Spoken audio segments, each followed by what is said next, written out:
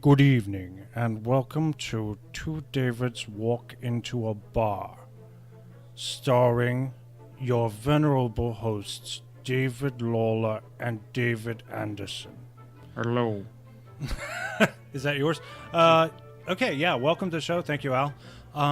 This is, we'll start off with this wonderful trailer that was released in 1983. It starts off with Hitchcock's face, kind of. Kind of look like his face. Or maybe another part of his body if you look at a weird angle. There's that wonderful profile. Now, when the movies were re-released, Jimmy Stewart comes out just like... yeah. Again with Clinton. It's a nice little segue into this. And then there's the eye from Vertigo. Yes. Yes. You are correct, sir. You are correct, sir.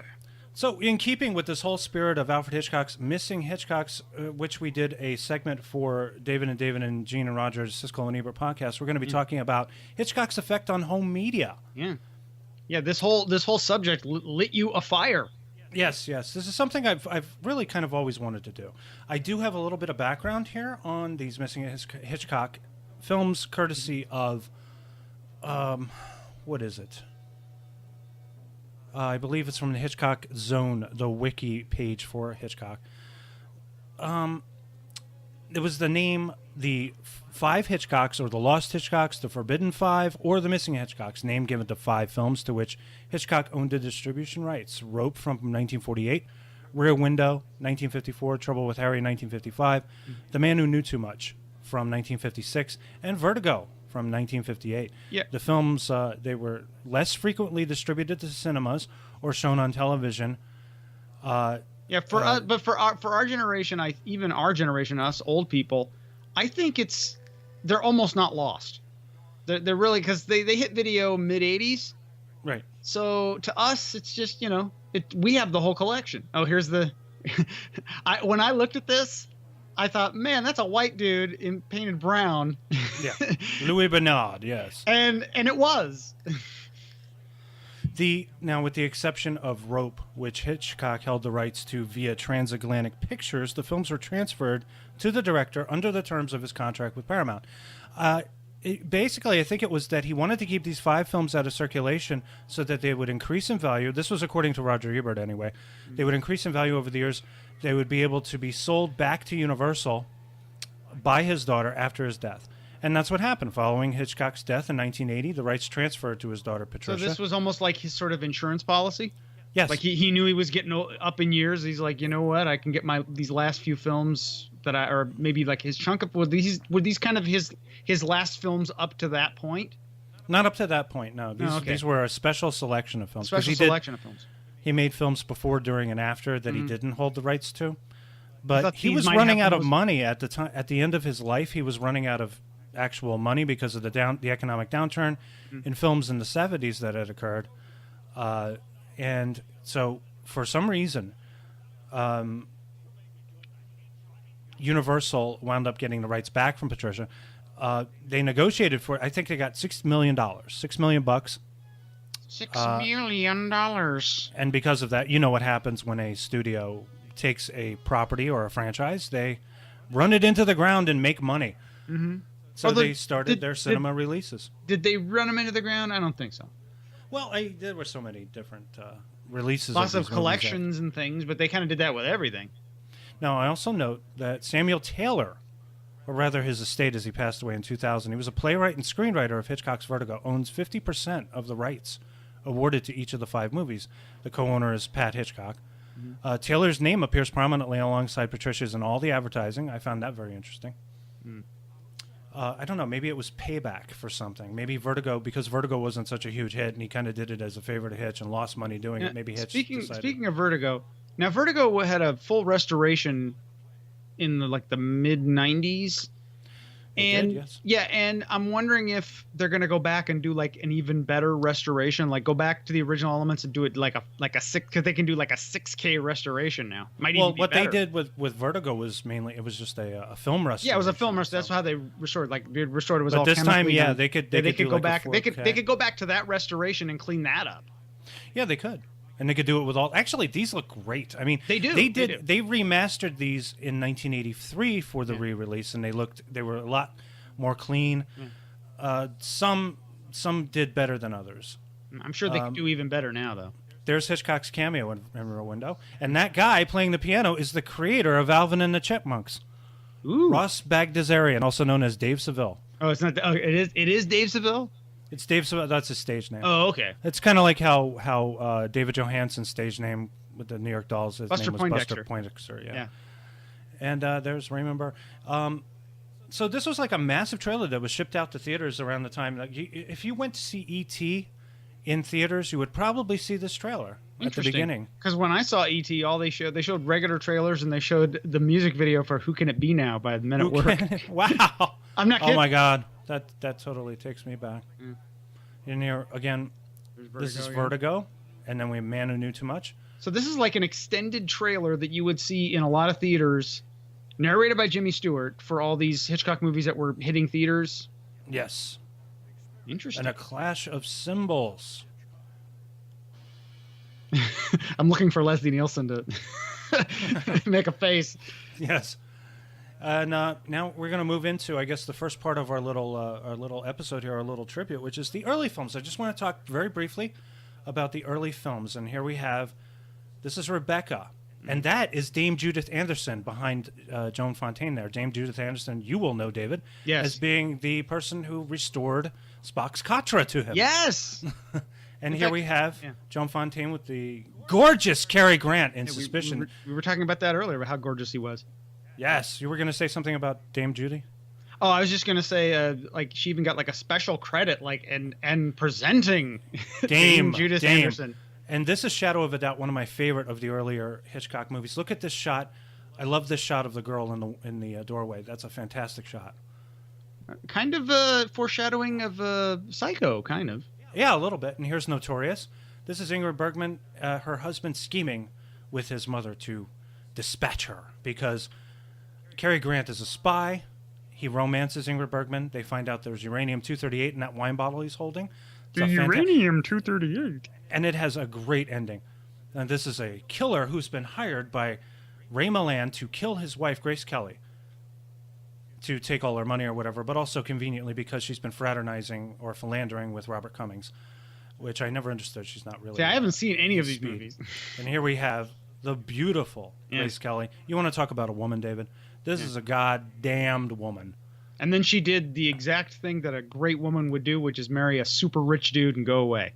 Yes, but she had to give up her film career. It's very interesting that she gave up her film career. For a lot of money, I'd do it.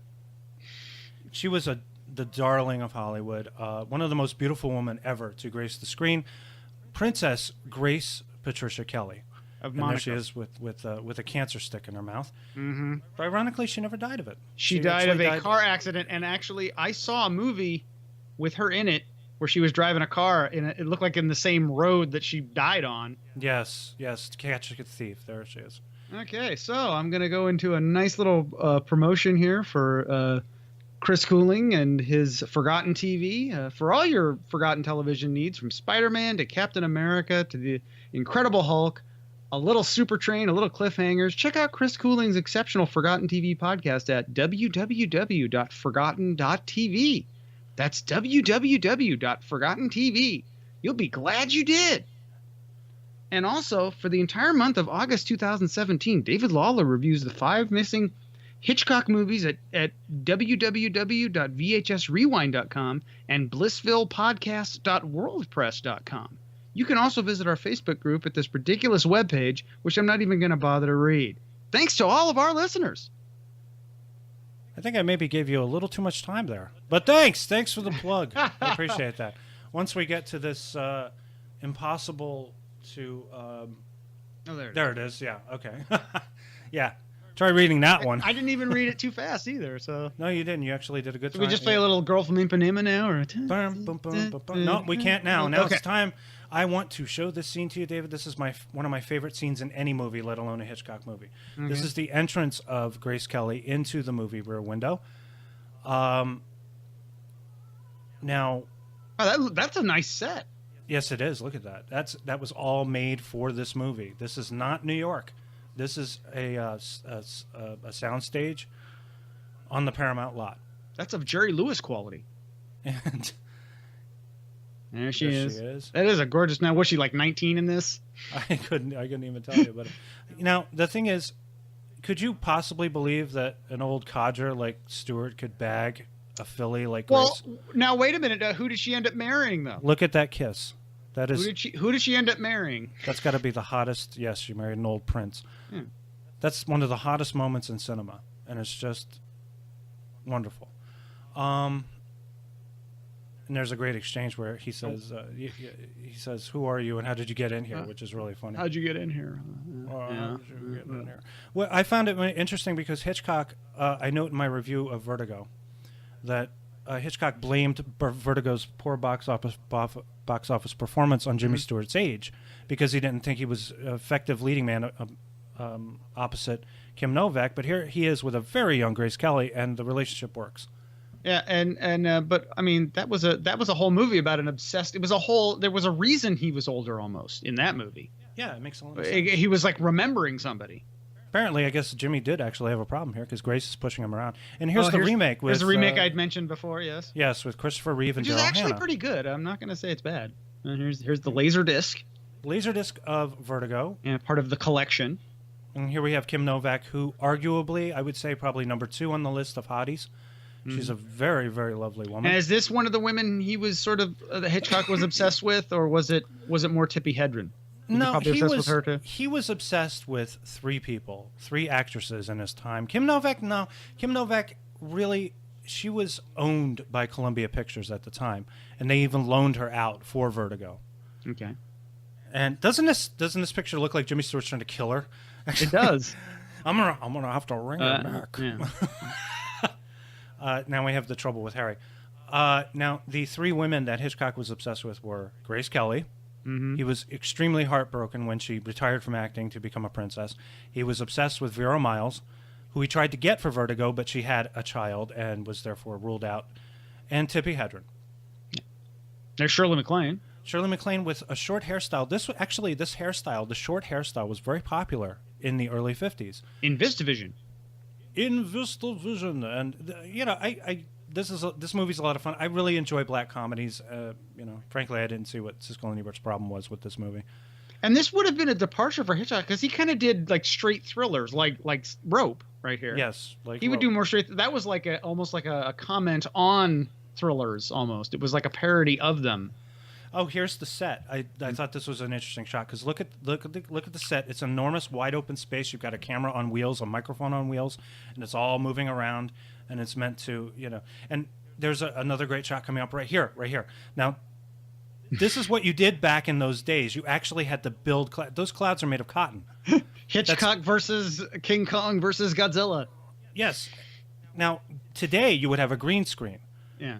But look, that was all art. That was all practical set. It almost art. looked like the David Letterman set that he has behind him. Yes, very much so. Or Jimmy Fallon. I think Jimmy Fallon's is meant to kind of ape this particular style.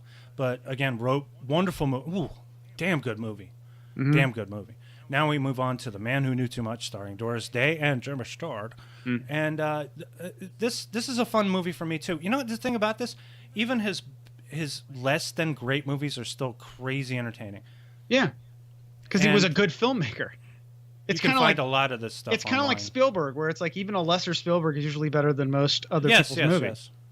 Yes. Now, we're spending a lot of time with Doris Day here. Apparently, this is a weird photo. Apparently, they were having some cake or something, and some of it got on her shoe. So I don't know what that was. But Doris Day is actually is very believable alongside Jimmy Stewart as a married couple. Makes a lot of sense for me. Now we move on into the later films. This is Janet Leigh and Psycho. Of course, with her very big eyes.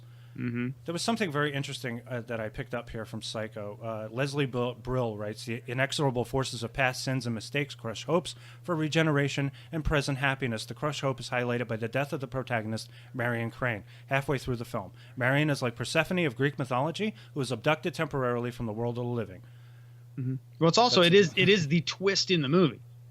It's really because you think it's a movie about her. Oh, here's Tippi Hedren. Yes, that's right. And it winds up being about other people. Tippi Hedren and Sean Connery in Marnie. And you said with his excellent his excellent hair that they got just right. Look at him leering. Doesn't he say, "Oh, just shut up and go to sleep"? Just shut. That's right, Marnie. Because I've caught you, and by heaven, I'm going to keep you.